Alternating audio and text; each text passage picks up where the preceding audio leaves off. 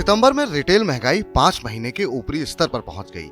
पिछले साल जो चीजें 100 रुपए की मिल रही थीं, उनके लिए अब 107 रुपए से ज्यादा चुकाने पड़ रहे हैं। लेकिन इसमें कई चीजें ऐसी हैं जिनके लिए और भी ज्यादा कीमत चुकानी पड़ रही है, और ऐसी ही चीजों में अनाज शामिल है।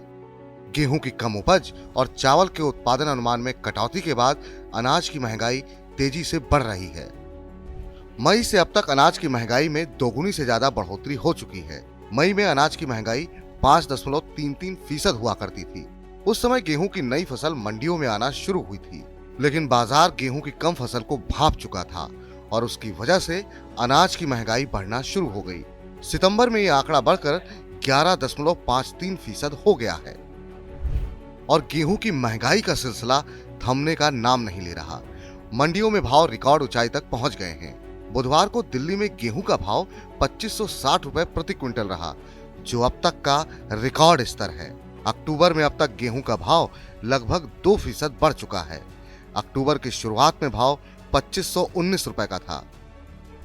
गेहूं के अलावा चावल की कीमतों में भी अब बढ़ोतरी की आशंका जताई जा रही है, क्योंकि इस साल खरीफ चावल का उत्पादन घटने का अनुमान है और साथ में हरियाणा और उत्तर प्रदेश में बेमौसम बरसात की वजह से फसल को नुकसान की भी आशंका है। ऊपर से सरकार के भंडार में अनाज का स्टॉक 5 वर्षों के निचले स्तर तक आ गया है। 1 अक्टूबर तक केंद्रीय पूल में गेहूं और चावल का कुल स्टॉक 432 लाख टन दर्ज किया गया है, जो अक्टूबर की शुरुआत में 2017 के बाद सबसे कम स्टॉक है। गेहूं और चावल का ये घटा हुआ स्टॉक महंगाई की आग को और भड़का सकता है। सरकार ने दिसंबर तक फ्री राशन स्कीम को बढ़ा दिया है और उसके लिए अनाज की सप्लाई सरकारी स्टॉक से ही होगी।